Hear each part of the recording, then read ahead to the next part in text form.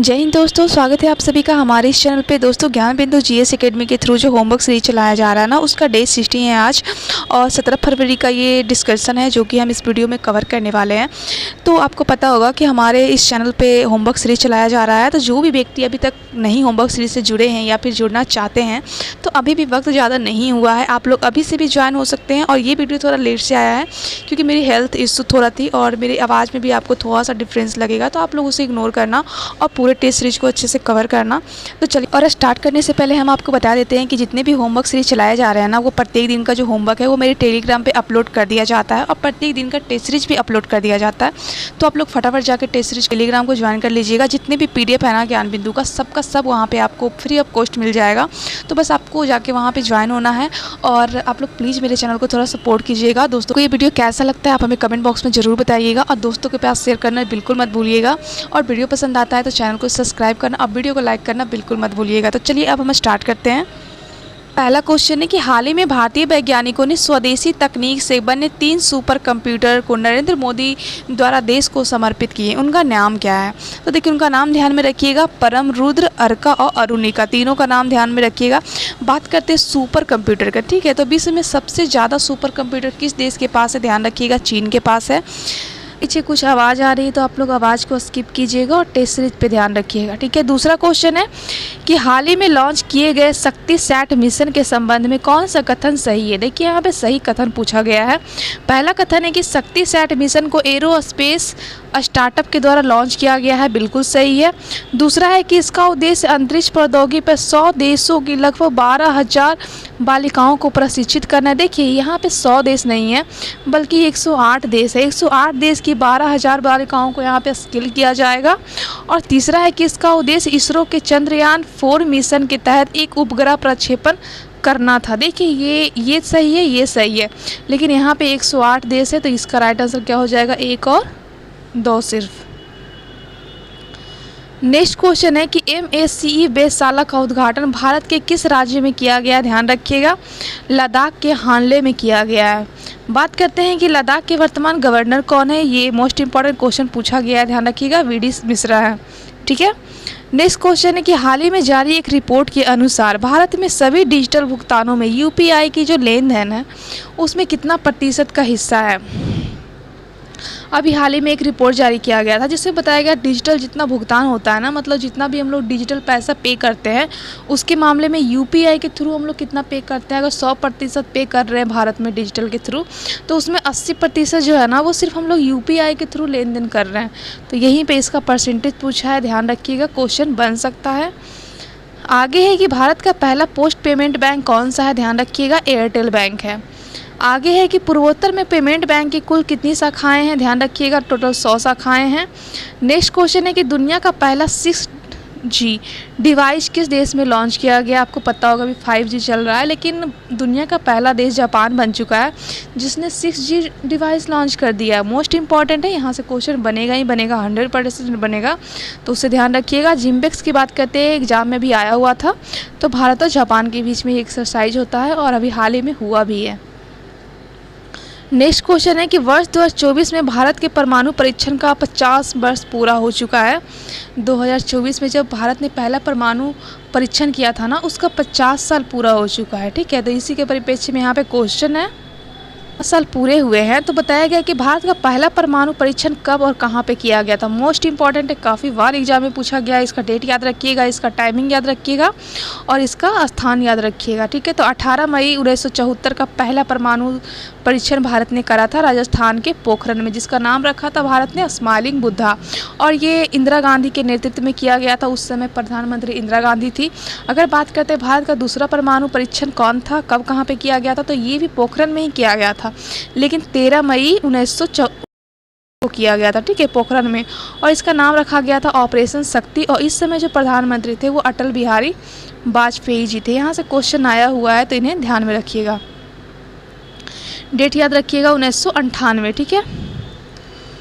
Next question है कि भारत में पहले AI शिक्षण आइरिस का अनावरण किस राज्य में किया गया? देखिए, ये AI शिक्षक है, ठीक है, ये एक रोबोट शिक्षक है जिनका नाम है आइरिस, ठीक है। और ये केरल के तिरुवनंतपुरम में इनको अभी हाल ही में लॉन्च किया गया था। आपको एआई से एक क्वेश्चन और याद करना है कि दुनिया का पहला एआई मूवी बना है जिसका नाम क्या था, इरा था। ठीक है, तो ये भी ध्यान रखिएगा। नेक्स्ट क्वेश्चन है कि किस परमाणु ऊर्जा संयंत्र में 2 नए रिएक्टरों का उद्घाटन किया गया है। ये देखिए काकरापारा जो परमाणु संयंत्र है ना, वहाँ पे भी हाल ही में 2 नए जो रिएक्टर होते हैं उसको अटैच किया गया है और ये गुजरात में है। ठीक है, ध्यान रखिएगा, मोस्ट इम्पॉर्टेंट है ये। नेक्स्ट क्वेश्चन है कि हाल ही में प्रोवा 3 मिशन को किस अंतरिक्ष अनुसंधान द्वारा प्रक्षेपित किया गया है। ध्यान रखिएगा, इसरो का जो PSLV C59 रॉकेट है ना, इसके द्वारा श्रीहरिकोटा का जो सतीश धवन केंद्र है वहाँ से प्रोवा 3 मिशन को लॉन्च किया गया था। मोस्ट इंपॉर्टेंट है, ध्यान रखिएगा। नेक्स्ट क्वेश्चन है कि भारत का पहला मानव युक्त आंदोलन, देखिए यहाँ पे आंदोलन नहीं होगा, यहाँ पे उपग्रह होगा, जो कि भारत का पहला मानव युक्त उपग्रह कौन होगा जिसपे मनुष्य जाएंगे, तो गगनयान मिशन होगा। ध्यान रखिएगा। नेक्स्ट क्वेश्चन है कि पंचायती राज के 5 वर्ष के निश्चित कार्यकाल की अनुमान किसने लगाया था, मतलब कौन सी ऐसी समिति थी जिन्होंने कहा था कि पंचायती राज के लिए 5 साल होना चाहिए। ठीक है, उनका टाइम पीरियड, तो याद रखिएगा GVK राव समिति के द्वारा कहा गया था। ठीक है। नेक्स्ट क्वेश्चन है कि किस अधिनियम के तहत प्रांतों में दोहरे शासन की व्यवस्था शुरू की गई थी, तो ध्यान रखना है दोहरे शासन की जो व्यवस्था है ना वो 1919 का जो भारत शासन अधिनियम था वहाँ पे शुरू किया गया था और इसको ख़त्म किया गया था 1935 के अधिनियम के थ्रू। और 1935 के अधिनियम के थ्रू जो है ना वो केंद्र में द्वैध शासन स्टार्ट किया गया था, तो इस चीज़ को भी ध्यान रखिएगा, मोस्ट इंपॉर्टेंट है, इसे ध्यान रखिएगा। नेक्स्ट क्वेश्चन है कि भारत का नियंत्रण और महालेखा परीक्षा संबंधी प्रावधान संसद के किस भाग में अवस्थित है, रखिएगा भाग 5 में इनका वर्णन है। नेक्स्ट क्वेश्चन है कि किस अनुच्छेद के तहत महान्यवादी को संसद के किसी भी सदन में बोलने और कार्रवाई में भाग लेने का अधिकार है। देखिए महान्यवादी का वर्णन आर्टिकल 76 में है, जिनका राष्ट्रपति के थ्रू की जाती है और ये इनकी नियुक्ति ही नहीं राष्ट्रपति करते हैं, बल्कि नियुक्ति के साथ साथ जितने भी विशेषाधिकार वगैरह जो भी तय होता है ना सबका सब राष्ट्रपति तय करते हैं। इसीलिए कहा जाता है कि महान्यवादी का जो पद होता है ना, या फिर महान्यवादी जो होते हैं वो राष्ट्रपति के प्रसाद पर्यंत ही कार्य करते हैं। ठीक है, तो ये संसद के ना तो सदस्य होते हैं, ना तो लोकसभा के होते हैं, ना तो राज्यसभा के होते हैं, बट इनको बोलने का और कार्रवाई में भाग लेने का इनको अधिकार होता है। ठीक है, तो आर्टिकल 88 ऐसा इनके बारे में प्रावधान करता है। मोस्ट इंपॉर्टेंट है, ध्यान रखिएगा। नेक्स्ट क्वेश्चन है कि चोल साम्राज्य का सर्वाधिक विस्तार किस चोल शासक के काल में हुआ था। ध्यान रखिएगा, राजेंद्र प्रथम जो चोल शासक थे उनके टाइम पीरियड में ऐसा किया गया था। कहा जाता है कि इनके टाइम पीरियड में इतना ज़्यादा विस्तार हो गया था ना चोल वंश का कि जो भारत है ना वो यहाँ तक कि श्रीलंका से लेकर इंडोनेशिया तक इन्होंने अपना विस्तार कर लिया था। तो ये काफ़ी ज़्यादा इंपॉर्टेंट है, इसे ध्यान रखिएगा। नेक्स्ट क्वेश्चन है कि अशोक के अभिलेख पढ़ने में सबसे पहले सफलता किसको मिली थी। काफ़ी इंपॉर्टेंट क्वेश्चन है ये कि अशोक का जो अभिलेख है ना सबसे पहले पढ़ा था जेम्स प्रिस्पे के द्वारा 1837 में, और ये इन्होंने ब्राह्मणी लिपि के अभिलेख को पढ़ा था। अब देखिए ब्राह्मणी लिपि का अभिलेख है, मोस्ट इंपॉर्टेंट है, इसे ध्यान रखिएगा, काफ़ी ज़्यादा एग्जाम में पूछा गया है। और अशोक जो थे वो मौर्य वंश के महान शासकों में से इनको गिना जाता है, जिन्होंने कलिंग विजय किया था और कलिंग की राजधानी जो तोसली थी ना उन पे उन्होंने अधिकार किया था। और इसके बाद इनका हृदय परिवर्तन हो जाता है, तब ये धम जो भेरी घोष थी ना उनके जगह पे ये धम घोष की घोषणा कर देते हैं। उसके बाद इन्होंने किसी के साथ युद्ध नहीं लड़ा था। ठीक है, तो ये इंपॉर्टेंट है, ध्यान रखिएगा, बौद्ध धर्म से उनका संबंध है। नेक्स्ट क्वेश्चन है कि सुमेलित कीजिए। यहाँ पे देखिए अगस्त प्रस्ताव के बारे में है। अगस्त प्रस्ताव कब आया था? 8 अगस्त 1940 को अगस्त प्रस्ताव आया था। व्यक्तिगत सत्याग्रह की बात करते हैं तो 17 अक्टूबर 1940 को व्यक्तिगत सत्याग्रह आया था। क्रिप्स मिशन जो कि मार्च 1942 में भारत आया था, और भारत छोड़ो आंदोलन स्टार्ट होता है 8 अगस्त 1942 को। तो ये मोस्ट इंपॉर्टेंट है, कहीं ना कहीं एग्जाम में पूछा हुआ है, तो आप इसे रट जाइएगा। नेक्स्ट क्वेश्चन है कि आधुनिक भारत के इतिहास में दिल्ली चलो का नारा किसने दिया था। ये देखिए जो दिल्ली चलो का नारा है ना वो किस आंदोलन को कहा जाता है, तो ये व्यक्तिगत सत्याग्रह को कहा जाता है। ये व्यक्तिगत सत्याग्रह को कहा जाता है, जो स्टार्टिंग होता है 17 अक्टूबर 1940 को, और ये स्टार्टिंग किया जाता है गांधी जी के द्वारा। बताइएगा कि महाराष्ट्र के किस आश्रम से इसको स्टार्ट किया जाता है, और इसका जो उद्देश्य था ना वो ये था कि जितने भी क्रांतिकारी हैं वो सभी के सभी कहाँ चले, दिल्ली चले। इनका मेन यही ऑब्जेक्टिव था, तो इसे ध्यान रखिएगा। नेक्स्ट क्वेश्चन है कि भारत छोड़ो आंदोलन के दौरान गांधी जी ने आगा खां पैलेस में कितने दिनों का भूख हड़ताल किया था। तो भारत छोड़ो आंदोलन जो था ना वो 1942 में होता है। इस टाइम जो है उन्होंने 21 दिन का अनशन उन्होंने किया था भूख हड़ताल के लिए। तो ध्यान रखिएगा। नेक्स्ट क्वेश्चन है कि मिशन दिव्य शास्त्र का संबंध किस मिसाइल रक्षा प्रणाली से है? तो अग्नि 5 रक्षा प्रणाली से इसका संबंध है। नेक्स्ट क्वेश्चन है कि गणगौर उत्सव का आयोजन कहाँ पे किया जाता है? तो ध्यान रखिएगा, राजस्थान में इसका उत्सव का आयोजन किया जाता है। नेक्स्ट है कि भारत का संसदीय व्यवस्था में कार्यपालिका किसके प्रति उत्तरदायी होती है? देखिए, ये जो संसदीय व्यवस्था है ना, इसमें जो कार्यपालिका होती है वो विधायिका के प्रति उत्तरदायी होती है, ठीक है। और कार्यपालिका में कौन कौन आते हैं? ध्यान रखिएगा, राष्ट्रपति आते हैं, उपराष्ट्रपति आते हैं, प्रधानमंत्री आते हैं, उनके मंत्रिपरिषद आते हैं। वहीं पर अगर विधायिका की बात करते हैं तो यहाँ पर लोकसभा आते हैं, राज्यसभा आते हैं और राष्ट्रपति भी आते हैं, तो इसे भी ध्यान रखिएगा। नेक्स्ट क्वेश्चन है कि प्रथम प्रतिजैविक पेनिसिलिन की खोज किसके द्वारा किया गया था? तो इसका राइट आंसर हो जाएगा अलेक्जेंडर फ्लेमिंग के द्वारा पेनिसिलिन की खोज की गई थी। काफ़ी बार एग्जाम में पूछा गया ये क्वेश्चन है। नेक्स्ट क्वेश्चन है कि दक्षिण एशियाई क्षेत्रीय सहयोग संगठन की स्थापना कब किया गया था और इसका मुख्यालय कहाँ है? तो 8 दिसंबर 1985 को इसकी स्थापना किया गया था, जिसका मुख्यालय नेपाल के काठमांडू में है। इसमें टोटल 8 देश है। ये 8 देशों का नाम याद रखिएगा क्योंकि यहाँ से भी क्वेश्चन आए हुए हैं बिहार दरोगा में, जैसे कि अफगानिस्तान है, बांग्लादेश हो जाएगा, भूटान, भारत, मालदीव, नेपाल, पाकिस्तान और श्रीलंका। टोटल इसमें 8 देश है और जो न्यू वाले जो 8वां देश है ना, वो अफगानिस्तान है। इस फैक्ट को भी ध्यान में रखिएगा। नेक्स्ट क्वेश्चन है कि लॉर्ड लिंथगो द्वारा द्वितीय विश्व युद्ध में कांग्रेस का सहयोग प्राप्त करने के लिए कौन सा प्रस्ताव रखा गया था? ध्यान रखिएगा, ये अगस्त प्रस्ताव रखा गया था जो कि 8 अगस्त 1940 को आता। इस अगस्त प्रस्ताव को कांग्रेस के द्वारा नकार दिया गया था और वो द्वितीय विश्व युद्ध में अंग्रेजों का साथ नहीं देना चाहते थे, इसलिए उन्होंने नकार दिया, तो इसे भी ध्यान रखिएगा। नेक्स्ट क्वेश्चन है कि एलोरा का प्रसिद्ध जो कैलाश मंदिर है वो कहाँ है और इसका निर्माण किसके द्वारा किया गया था? मोस्ट इंपॉर्टेंट है ये कि महाराष्ट्र के औरंगाबाद जिले में राष्ट्रकूट वंश के राजा कृष्ण प्रथम के द्वारा एलोरा के कैलाश मंदिर का निर्माण किया गया था, जो कि महाराष्ट्र के औरंगाबाद जिले में अवस्थित है। नेक्स्ट क्वेश्चन है कि भारतीय संविधान के किस अनुच्छेद के तहत राज्यपाल द्वारा महाधिवक्ता की नियुक्ति की जाती है? तो ये जो महाधिवक्ता की नियुक्ति है ना, वो राज्यपाल करते हैं आर्टिकल 165 के थ्रू। काफ़ी इंपॉर्टेंट क्वेश्चन है ये, ध्यान रखिएगा इसको। वक्ता होते क्या हैं? तो महाधिवक्ता जो होते हैं वो राज्य सरकार का सरकारी वकील होते हैं। किसी भी राज्य का जो सरकार होते हैं उनके सरकारी वकील कौन होते हैं? तो ये महाधिवक्ता होते हैं। काफ़ी इंपॉर्टेंट क्वेश्चन है, पूछा गया है, ध्यान रखिएगा। नेक्स्ट क्वेश्चन है कि सिंधु घाटी सभ्यता का स्थल जो मोहनजोदड़ो है वो पाकिस्तान के किस प्रांत में है? मतलब पाकिस्तान के किस ज़िले में? तो ध्यान रखिएगा, पाकिस्तान का सिंध प्रांत के लड़काना जिले में स्थित है और मोहनजोदड़ो को मृतकों का टीला कहा जाता है। मोहनजोदड़ो से ही सबसे बड़ा जो स्नानागार है, जहाँ पे धार्मिक जब कार्य होता था ना, तब वहाँ पे लोग स्नान करते थे। काफ़ी बड़ा ये स्नानागार है, इतना बड़ा स्नानागार है कि मतलब उसकी अलग ही पहचान है, ठीक है। यहीं से सबसे बड़ा अन्नागार का भी साक्ष्य मिला है मोहनजोदड़ो से ही। मोहनजोदड़ो की खोज की बात करते हैं तो 1922 में रखालदास बनर्जी करते हैं। वहीं पे सिंधु सभ्यता में जो हड़प्पा है ना, उसकी खोज सबसे पहले दयाराम साहनी के द्वारा 1921 में किया जाता है। ये ध्यान रखिएगा, ये रावी नदी के तट पे था हड़प्पा सभ्यता। वहीं पे मोहनजोदड़ो जो था वो सिंधु नदी के तट पे था, ठीक है। चनहुद्रो भी सिंधु नदी के तट पे, ध्यान रखिएगा। और हड़प्पा और मोहनजोदड़ो को जुड़वा राजधानी की संज्ञा किसने दिया था? तो पिगट के द्वारा दिया गया था। इस फैक्ट को भी ध्यान में रखिएगा, ये भी क्वेश्चन पूछा गया है। नेक्स्ट क्वेश्चन है कि भारत में आधुनिक पंचायत का जनक किसे कहा जाता है? ध्यान रखिएगा, राजीव गांधी जी के द्वारा भारत में आधुनिक पंचायत का जनक कहा जाता है, क्योंकि सबसे पहले प्रयास इन्होंने ही किया था। देखिए, पंचायती राज की बात करते हैं तो डीपीएसपी जो कि राज्य का नीति निर्देशक तत्व है ना, उसमें आर्टिकल 40 में पंचायती राज के गठन के बारे में कहा गया है कि कोई भी राज्य का ये कर्तव्य होगा कि वो पंचायती राज का गठन करे, ठीक है। तो आर्टिकल 40 हो जाएगा। नेक्स्ट क्वेश्चन है कि भारत के एकमात्र प्रधानमंत्री जिनके ऊपर अविश्वास प्रस्ताव पारित किया गया था।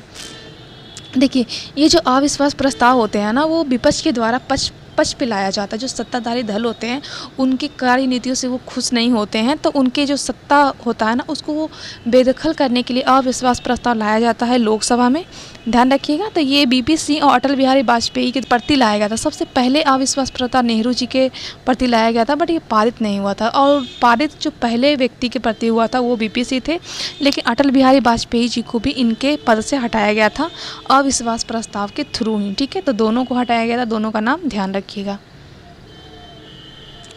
अगर आपको मेरा ये वीडियो पसंद आता है तो चैनल के साथ जुड़े रहिएगा और वीडियो को लाइक करना बिल्कुल मत भूलिएगा।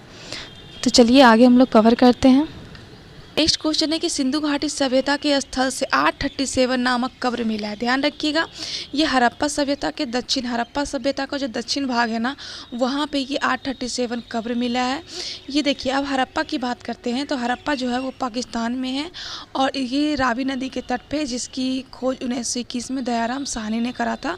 याद रखिएगा कि उसी के नेक्स्ट साल बाद 1922 में रखाल दास बनर्जी के द्वारा मोहनजोदड़ो की खोज की गई थी। ठीक है, और मोहनजोदड़ो हड़प्पा को जुड़वा राजधानी का संज्ञा दिया था पिगेट के द्वारा, तो इसे भी ध्यान में रखिएगा। नेक्स्ट क्वेश्चन है कि हाल ही में भारत का, यहाँ पे 58वां कर लीजिएगा, 58वां टाइगर रिजर्व किसे घोषित किया गया था? ध्यान रखिएगा, मध्य प्रदेश के माधवगढ़ को। ठीक है, और पहला राष्ट्रीय उद्यान, पहला टाइगर रिजर्व कौन था? ध्यान रखिएगा, Jim Corbett national park Bharat का पहला नेशनल पार्क था, वो भी टाइगर वाला। ठीक है, यहीं से टाइगर प्रोजेक्ट स्टार्ट होता है 1973 में। कैलाश सांखला के नेतृत्व में इंदिरा गांधी इस टाइम प्रधानमंत्री थी, तो ये सब का सब ध्यान रखिएगा, मोस्ट इम्पॉर्टेंट है। नेक्स्ट क्वेश्चन है कि अनुच्छेद 48A के तहत जो है राज्य या देश के पर्यावरण संरक्षण तथा संवर्धन करने का प्रयास करेगा, इसे किस संशोधन द्वारा जोड़ा गया था? ध्यान रखिएगा, 42वां संविधान संशोधन 1976 के द्वारा आर्टिकल 48 के A DPSP में जोड़ा गया था। इसके साथ ही DPSP में 39 के A को भी जोड़ा गया था, 43 के A को भी जोड़ा गया था, तो ये तीनों को जोड़ा गया था 42वां संविधान संशोधन 1976 के थ्रू। याद रखिएगा, 42वां संविधान संशोधन 1976 के थ्रू ही प्रस्तावना में 3 वर्ड जोड़े गए थे, पथनिरपेक्ष, समाजवादी और अखंडता। ठीक है, और प्रस्तावना में आज तक बस एक ही बार संविधान संशोधन किया गया है, वो भी 42वां संविधान संशोधन 1976 ही किया गया, तो इसे भी ध्यान रखिएगा। नेक्स्ट क्वेश्चन है कि सर्वोच्च न्यायालय के न्यायाधीश की नियुक्ति कौन करता है? ध्यान रखिएगा, राष्ट्रपति के द्वारा इसकी नियुक्ति की जाती है। आर्टिकल 124 के खंड 2 के तहत राष्ट्रपति सर्वोच्च न्यायालय के न्यायाधीश की नियुक्ति करते हैं, और सर्वोच्च न्यायालय का जो वर्णन है ना, वो भाग 5 में आर्टिकल 124 से लेके 147 तक है। ठीक है, तो इसे भी ध्यान में रखिएगा। नेक्स्ट क्वेश्चन है कि राज्य निर्वाचन आयोग का उल्लेख किस अनुच्छेद में किया गया है? देखिए, राज्य निर्वाचन आयोग की बात किया गया, यहाँ पे देखिए एक लोक निर्वाचन आयोग होता है, यहाँ पे राज्य निर्वाचन आयोग का वर्णन है, जिसका वर्णन आर्टिकल 243 में है। अगर लोक निर्वाचन आयोग की बात किया जाएगा तो उसका वर्णन आर्टिकल 324 में हो जाएगा, तो इसे भी ध्यान में रखिएगा। देखिए, केंद्र निर्वाचन आयोग होते हैं ना, वो भारत में किस किस का चुनाव करवाते हैं, इसका भी क्वेश्चन पूछा गया है, तो ध्यान रखिएगा, राष्ट्रपति, उपराष्ट्रपति, लोकसभा के चुनाव करवाते हैं, राज्यसभा का चुनाव करवाते हैं, विधानसभा का चुनाव करवाते हैं और विधान परिषद का चुनाव करवाते हैं।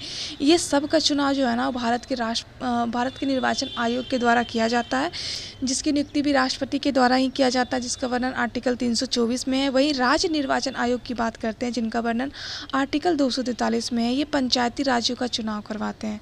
तो बस ये इनमें जो अंतर है ना, उसे ध्यान रखिएगा, क्योंकि यहाँ से क्वेश्चन पूछा गया है। नेक्स्ट क्वेश्चन है कि किसे हिंदू पत्रकारिता का राजकुमार कहा जाता है? ध्यान रखिएगा, राजा राम मोहन राय को। राजा राम मोहन राय के बारे में ध्यान रखिएगा, संवाद कौमुदी इन्हीं की थी, मिरातुल अखबार भी इन्हीं का था, बंगदूत भी इन्हीं का था, तो ये सब इनका न्यूज़पेपर था, जिसे आपको ध्यान में रखना है। नेक्स्ट क्वेश्चन है कि निम्न कथनों पे विचार कीजिए। यहाँ पे कथन, सही कथन पे विचार करने के लिए कहा गया है।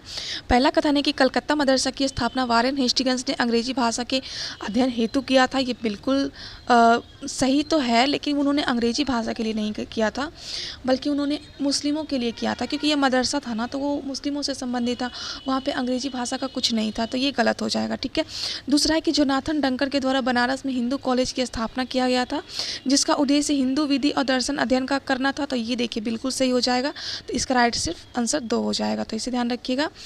नेक्स्ट क्वेश्चन है कि हंटर आयोग निम्नलिखित में से किससे संबंधित है? ध्यान रखिएगा, हंटर आयोग जो है ना, वो प्राथमिक शिक्षा और माध्यमिक शिक्षा दोनों से संबंधित है, तो इसका राइट आंसर 1 और 2 दोनों हो जाएगा।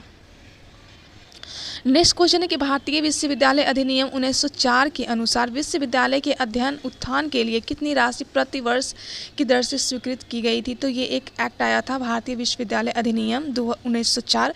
इसमें कहा गया था कि 5 लाख प्रति वर्ष दिया जाएगा, और ये 5 साल के लिए दिया जाएगा, तो इसे भी ध्यान रखिएगा। नेक्स्ट क्वेश्चन है कि वर्नाकुलर प्रेस एक्ट किसने रद्द किया था? देखिए, वर्नाकुलर प्रेस एक्ट 1878 में आया था लॉर्ड लिटन के द्वारा, और इसको समाप्त किया गया था 1882 में लॉर्ड रिपन के द्वारा। ठीक है, तो मोस्ट इंपॉर्टेंट है, काफ़ी बार एग्जाम में पूछा गया है, तो आप इसे रट जाइएगा। नेक्स्ट देखिए, यहाँ पे कूट है, पुस्तकें हैं और उसके लेखक है, उसका मिलान करने का है, तो हम लोग मिलान कर लेते हैं। पहला है द स्टोरी ऑफ माई डिपोर्टमेंट्स। देखिए ये जो है ना, ये लाला लाजपत राय जी का बुक है, तो इसको मिलान कर लीजिएगा। गीता रहस्य की बात करते हैं तो बाल गंगाधर तिलक का है। अ नेशन इन मेकिंग की बात करते हैं तो सुरेंद्र बनर्जी का है, और इनका एक बंगाली न्यूज़पेपर भी था, उसे भी ध्यान रखिएगा। और इंडिया ब्रिंग्स फ्रीडम जो है वो मौलाना अब्दुल कलाम आज़ाद जी का है, तो इसे ध्यान रखिएगा।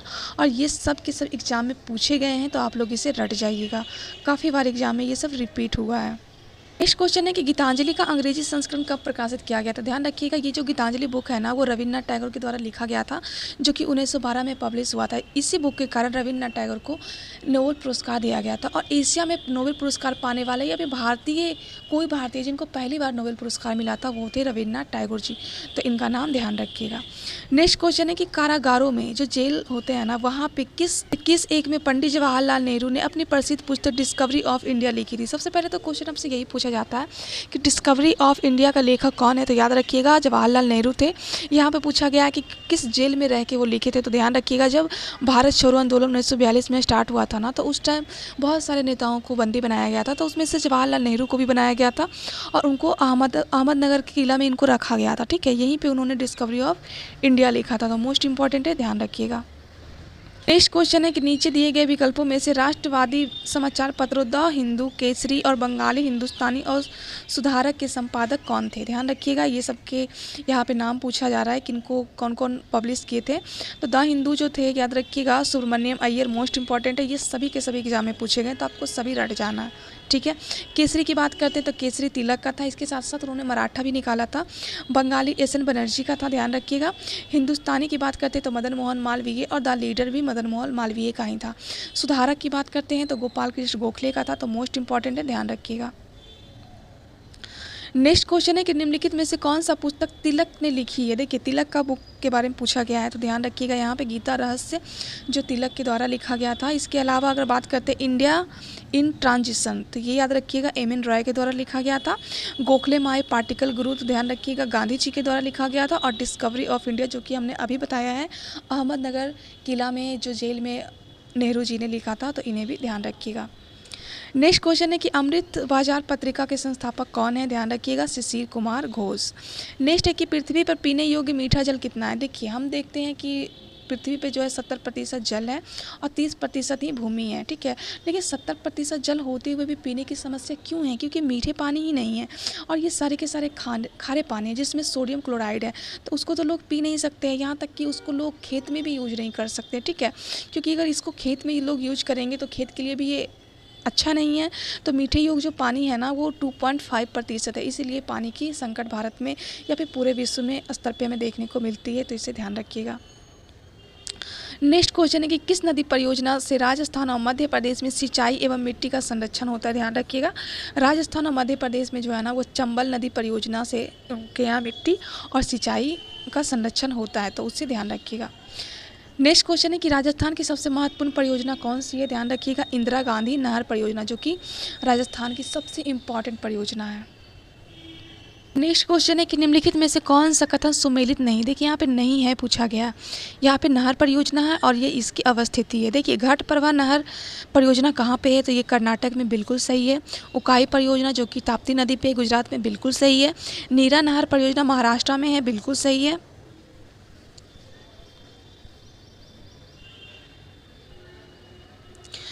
वहीं पे जवाई परियोजना तमिलनाडु, देखिए ये तमिलनाडु में नहीं है बल्कि ये राजस्थान में है। ठीक है, तो इसे भी ध्यान रखिएगा। नेक्स्ट क्वेश्चन है कि इंदिरा गांधी नहर का निर्माण का कार्य वर्ष 1958 में प्रारंभ हुआ था, इसका उद्गम कहाँ पर। देखिए ये जो इंदिरा गांधी जो नहर है ना, इसको पानी सतलज और व्यास से दिया जाता है। इसका जो संगम है वो हरिके बैराज है, तो इस हिसाब से इसका जो उद्गम क्या हो जाएगा, हरिके बैराज हो जाएगा। नेक्स्ट क्वेश्चन है कि सरदार सरोवर परियोजना से लाभान्वित कौन सा राज्य होता है। ध्यान रखिएगा कि सरदार सरोवर परियोजना जो है वो नर्मदा नदी मध्य प्रदेश में है, और इससे महाराष्ट्र, गुजरात और राजस्थान तीनों के तीनों जो है वो लाभान्वित होते हैं, जो कि काफ़ी ज़्यादा इम्पॉर्टेंट है। नेक्स्ट क्वेश्चन है कि कावेरी नदी जल के बंटवारे का विवाद किन राज्यों के बीच में। ये काफ़ी बार एग्जाम में पूछा गया है कि कावेरी जल विवाद जो है ना, वो किन किन राज्यों के बीच में है। तो मुख्य रूप से आपको 3 राज्य याद रखना पड़ेगा, तमिलनाडु, कर्नाटक। ठीक है, 2 ही राज्य आपको मुख्य रूप से याद रखना पड़ेगा, लेकिन आपको केरला, इसकी जो सहायक नदी है ना, वो केरला और पांडुचेरी में भी विवाद का कारण बनती है। तो आपको तमिलनाडु, कर्नाटक और केरल और पांडुचेरी, सभी का सभी आपको ध्यान में रखना है। नेक्स्ट क्वेश्चन है कि टिहरी जल विद्युत परियोजना निम्नलिखित में से किन नदियों पर बनाई गई है? ध्यान रखिएगा, भागीरथी और भिलांगना नदी पर टिहरी बांध परियोजना बनाई गई है। नेक्स्ट क्वेश्चन है कि सूची 1 को सूची 2 से मिलान करने के लिए दिया गया यहाँ पे नदी परियोजना है और ये इसकी अवस्थिति है। सबसे पहले भाखड़ा नदी परियोजना की बात करते हैं, जो कि सतलज नदी पे है, मोस्ट इंपॉर्टेंट है, याद रखिएगा। हीराकुंड परियोजना जो कि महानदी पे है, इडुक्की जो कि पेरियार नदी पे है केरला में, और नागार्जुन सागर परियोजना जो है जो कि कृष्णा नदी पे है आंध्र प्रदेश में। मोस्ट इंपॉर्टेंट है, इससे रट जाइए, काफ़ी एग्जाम में ये पूछा गया क्वेश्चन है। नेक्स्ट क्वेश्चन है कि निम्नलिखित कथनों पे विचार कीजिए और सही कथन का चयन कीजिए। देखिए पहला यहाँ पे कथन कह रहा है कि रिहंद बांध सोन नदी की सहायक नदी है, बिल्कुल सही है। दूसरा कह रहा है कि हीराकुंड बांध महानदी पे है, बिल्कुल सही है। तीसरा है कि तुंगभद्रा परियोजना आंध्र प्रदेश और कर्नाटक के संयुक्त उपक्रम है, ये भी सही है। और चौथा कह रहा है कि मैथान बांध दामोदर नदी की एक सहायक नदी बराकर पे स्थित है। ये सभी का सभी जो है ना वो सही हो जाएगा। तो इसका राइट आंसर क्या हो जाएगा? 1, 2, 3 और 4, ऑल ऑफ सभी, ठीक है। नेक्स्ट क्वेश्चन है कि बगलिहार प्रोजेक्ट पावर प्रोजेक्ट जिसके विषय में पाकिस्तान द्वारा विश्व बैंक के समक्ष एक विवाद उठाया गया था, ये भारत का किस नदी पे बनाया जा रहा है? ध्यान रखिएगा कि भारत का जो चिनाब नदी है ना, जो कि सिंधु की सहायक नदी है चिनाब नदी, और सिंधु की सबसे बड़ी सहायक नदी जो है वो चिनाब नदी है। तो इस पे भारत ने 3 बांध बनाए हैं। तीनों बांधों का नाम आपको याद रखना है, पहला सलाल बांध, दूसरा दुलहस्ती बांध और तीसरा जो है वो बगलिहार बांध, ठीक है। तो इसको लेके जो है ना पाकिस्तान को बहुत ज़्यादा दिक्कत हो गया, इसलिए वो UN जो है वर्ल्ड बैंक जो है उसके समक्ष इसने विवाद उठाया है, मुद्दा उठाया है। तो मोस्ट इंपॉर्टेंट है, बस इसका नाम याद रखिएगा। कौन कौन से प्रोजेक्ट है? 3 प्रोजेक्ट है, सलाल प्रोजेक्ट, दुलहस्ती प्रोजेक्ट और बगलिहार प्रोजेक्ट, ठीक है। नेक्स्ट क्वेश्चन है कि निम्नलिखित में से कौन सा सुमेलित नहीं है? ध्यान रखिएगा, माही बजाज सागर परियोजना जो कि गुजरात और राजस्थान में है, ये बिल्कुल सही है। दूसरा है चंबल परियोजना जो कि राजस्थान, पंजाब और हरियाणा में, देखिए ये नहीं है। चंबल परियोजना जो है ना वो राजस्थान और मध्य प्रदेश इससे लाभान्वित होते हैं, तो पंजाब और हरियाणा तो होगा नहीं, तो यही इसका राइट आंसर हो जाएगा। वैसे व्यास परियोजना राजस्थान, पंजाब और हरियाणा तीनों से लाभान्वित होते हैं। उसी तरीके से इंदिरा गांधी परियोजना की बात करते हैं तो राजस्थान और पंजाब दोनों लाभान्वित होते हैं, ठीक है, तो इसे ध्यान रखिएगा। नेक्स्ट क्वेश्चन यहाँ पे कोड दिया गया है तो उसे हम लोग देख लेते हैं। देखिए यहाँ पे बहुउद्देशीय परियोजना है, नदी परियोजना यहाँ पे है और यहाँ पे उससे संबंधित नदी है। जैसे कि रिहंद नदी की बात करते हैं जिसका संबंध सोन नदी से है, रानी लक्ष्मीबाई बांध परियोजना की बात करते हैं जिसका संबंध बेतवा नदी से है, टिहरी बांध परियोजना की बात करते हैं जिसका संबंध भागीरथी नदी से है, और रामगंगा परियोजना की बात करते हैं जिसका संबंध रामगंगा से है। तो ये मोस्ट इंपॉर्टेंट है, इसे ध्यान रखिएगा। अब यहाँ से पॉलिटी स्टार्ट हो रहा है जिसका पहला क्वेश्चन, नेक्स्ट क्वेश्चन है कि मूल अधिकारों के संबंध में निम्नलिखित में से कौन से कथन सही नहीं है, इस पे विचार कीजिए। इनमें से कौन कौन से कथन गलत है उस पर विचार करने के लिए बोला जा रहा है। तो पहला कथन है कि मूल अधिकारों का वर्णन संविधान के भाग 3 में आर्टिकल 12 से लेकर 36 तक किया गया है। देखिए ये बिल्कुल सही है, भाग 3 में नहीं, ये बिल्कुल गलत है। भाग 3 में 12 से लेकर 35 तक का आर्टिकल का उल्लेख है। वहीं पर भाग 4 की बात करते हैं, राज्य का नीति निर्देशक तत्व, जिसमें आर्टिकल 36 से लेकर 51 तक का उल्लेख है, ठीक है। तो इस हिसाब से ये गलत हो जाएगा। दूसरा है कि इस भाग को भारत का मैग्ना कार्टा कहा जाता है, बिल्कुल सही है। तीसरा कह रहा है कि इनका उद्देश्य देश में व्यक्तियों की नहीं बल्कि कानून की सरकार बना दे, कि ये बिल्कुल गलत है। राज्य के खिलाफ जो है वो यहाँ पे अधिकार हम लोगों को मूल अधिकार दिया गया जो कि व्यक्तियों को अधिकार है। इसके कारण क्या हो जाएगा, राज्य जो है ना वो अपना सत्ता नहीं स्थापित कर पाएगा, वो लोगों पर रूल नहीं कर पाएगा, ठीक है। इसके लिए इसको मौलिक अधिकार ये व्यक्तियों के संरक्षण के लिए, राज्य के संरक्षण के लिए बिल्कुल भी नहीं है। नेक्स्ट है कि चौथा कि ये पूर्ण नहीं है, राज्य इस पे उचित प्रतिबंध लगा सकते हैं। देखिए बिल्कुल सही है, क्योंकि अगर कुछ गलत होगा तो वहाँ पे राज्य तो प्रतिबंध लगाएगा ना, तो इसका राइट आंसर क्या हो जाएगा, गलत पूछा है ना, तो 1 और 3 इसका सिर्फ राइट आंसर हो जाएगा। मोस्ट इंपॉर्टेंट है, ध्यान रखिएगा। क्वेश्चन है कि भारतीय संविधान का कौन सा अनुच्छेद जीवन और व्यक्तिगत स्वतंत्रता के संरक्षण की प्रावधान करता है? ध्यान रखिएगा, आर्टिकल 21 के तहत जीवन और व्यक्तिगत स्वतंत्रता के बारे में कहा गया है, तो इसे ध्यान रखिएगा। नेक्स्ट क्वेश्चन है कि निम्नलिखित में से कौन सा मौलिक अधिकार भारत के नागरिकों के लिए उपलब्ध है, विदेशियों के लिए नहीं है? तो ये मोस्ट इंपॉर्टेंट है। आपको पता होगा कि भाग 3 में आर्टिकल 12 से लेकर 35 तक का उल्लेख है। इसमें से आर्टिकल 15, 16, 19, 29, 30 जो है ना सिर्फ भारतीयों के लिए, इसका उल्लेख विदेशियों के लिए नहीं है, ये सिर्फ भारतीयों को ही दिया जाएगा। मोस्ट इंपॉर्टेंट है, ध्यान रखिएगा। नेक्स्ट क्वेश्चन है कि बेगार को निश्चित तथा स्त्रियों के क्रय विक्रय का रोक कौन सा मौलिक अधिकार लगाता है? ध्यान रखिएगा, शोषण के विरुद्ध अधिकार जो है वो आर्टिकल 23-24 में है, जिसमें से 23 में कहा गया है बेगार से संबंधित जो भी श्रम होंगे ना वो उसको आर्टिकल 23 में कहा गया है, और बालात श्रम जो बच्चों को जो हम कारखानों में काम करवाते हैं ना उसको आर्टिकल 24 में रखा गया है। तो दोनों को ध्यान में रखिएगा। क्वेश्चन है कि भारत के संविधान में मौलिक अधिकार क्या है? मूल अधिकार का हिस्सा? जी हाँ, बिल्कुल मूल अधिकार का हिस्सा ही है। भारतीय जो मौलिक अधिकार है ना वो मूल अधिकार का हिस्सा। जब भारत के संविधान को जब 26 जनवरी 1950 को जो पब्लिश किया गया था ना तो उस समय मौलिक अधिकार था, ठीक है। तो इस हिसाब से क्या हो जाएगा, मूल अधिकार का ये हिस्सा हो जाएगा, ठीक है। नेक्स्ट क्वेश्चन है कि भारतीय संविधान के किस अनुच्छेद के अनुसार किसी भी पेशे को चुनने या व्यवसाय करने का अधिकार है? ध्यान रखिएगा, आर्टिकल 19 के 1 के जी के तहत आप कोई भी व्यवसाय कर सकते हो, ठीक है, कोई भी रोजगार कर सकते हो, लेकिन वैसा रोजगार नहीं कर सकते जो राज्य के विरुद्ध हो, ठीक है। जैसे कि बिहार में भी शराबबंदी है तो आप शराब का व्यापार नहीं कर सकते हो, ठीक है। तो ये इंपॉर्टेंट है, ध्यान रखिएगा। नेक्स्ट क्वेश्चन है कि 86वां संविधान संशोधन द्वारा शिक्षा के अधिकार को मौलिक अधिकार में जोड़ा गया था। तो ये कब जोड़ा गया था, कौन से आर्टिकल में जोड़ा गया था? तो ध्यान रखिएगा, आर्टिकल 21 के 1 में जो है 86वां संविधान संशोधन किया गया था और उसके तहत शिक्षा को अधिकार बना दिया गया था कि बच्चों को शिक्षा का अधिकार हो, ऐसा बनाया गया था आर्टिकल 21 के क में, ध्यान रखिएगा। क्वेश्चन है कि निम्नलिखित में से सुमेलित कीजिए कि मूल अधिकार कारखानों में बालकों के लिए क्या? देखिए बालकों के लिए जो है ना वो आर्टिकल 24 में है, ध्यान रखिएगा। बालकों के लिए किस में वर्णन है? आर्टिकल 24 में। वहीं पे अगर अंतःकरण की स्वतंत्रता की बात करते हैं तो आर्टिकल 25 में, बलात् श्रम की बात करते हैं तो आर्टिकल 24 में, और अल्पसंख्यकों के हितों की सुरक्षा की बात करते हैं तो आर्टिकल 29 में। तो ये सभी के सभी फैक्ट आपको ध्यान रखनी है। नेक्स्ट क्वेश्चन है कि भारतीय संविधान का कौन सा अनुच्छेद राष्ट्रपति को मौलिक अधिकार के स्थगन की शक्ति प्रदान करता है? तो ध्यान रखिएगा, आर्टिकल 359 के तहत मौलिक अधिकारों को स्थगन किया जा सकता है, वो भी आपातकाल के टाइम में किया जाता है, और ये अधिकार किसको है? तो राष्ट्रपति महोदय को, तो उसे ध्यान रखिएगा। नेक्स्ट क्वेश्चन है कि किस प्रधानमंत्री के कार्यकाल में संपत्ति के अधिकार को भारत के संविधान से मौलिक अधिकारों की सूची से इसको हटा दिया गया था? तो ध्यान रखिएगा, मोरारजी देसाई का टाइम पीरियड था, उस समय वही प्रधानमंत्री थे, और 42वां संविधान संशोधन हुआ था और उसके तहत ये जो संपत्ति का अधिकार था ना उसको हटा के भाग 12 के 300 के काम में कानूनी अधिकार बना दिया गया था, तो उससे भी ध्यान रखिएगा। नेक्स्ट क्वेश्चन है कि जब एक अवर न्यायालय या अधिकरण ने के अपने अधिकारता के बाहर नैसर्गिक न्याय के नियमों के प्रतिकूल कार्य करने के लिए रीट जारी करता है तो उसे किस प्रकार का रीट कहते हैं? ध्यान रखिएगा, उसको हम लोग उत्प्रेषण रीट कहते हैं, और रीट जारी करने का जो अधिकार है ना सुप्रीम कोर्ट को आर्टिकल 32 के तहत है, और हाई कोर्ट को किस आर्टिकल के तहत है ये आप हमें कमेंट बॉक्स में बताइएगा, क्योंकि कुछ काम तो आपके लिए भी होने चाहिए ना। नेक्स्ट क्वेश्चन है कि भारतीय संविधान के निम्न में से किस अनुच्छेद में भारतीय राज्य क्षेत्र के किसी भी भाग में निवास करने और बस जाने का अधिकार है? देखिए भारत के कौन से ऐसे आर्टिकल है जो आपको बताता है कि आप भारत के किसी भी क्षेत्र में जाके बस सकते हो? ये आपको आर्टिकल 19 के 1 के ई बताता है, लेकिन आपको ये नहीं बताता जैसे कि आप अंडमान निकोबार द्वीप समूह चले जाओ, जाके बस जाओ, नहीं, वो रिस्ट्रिक्टेड एरिया है, ठीक है, वहाँ पर आप लोग नहीं बस सकते हो, उसके लिए सरकार कुछ कानून बनाए हुए हैं, तो वो सब भी ध्यान रखिएगा।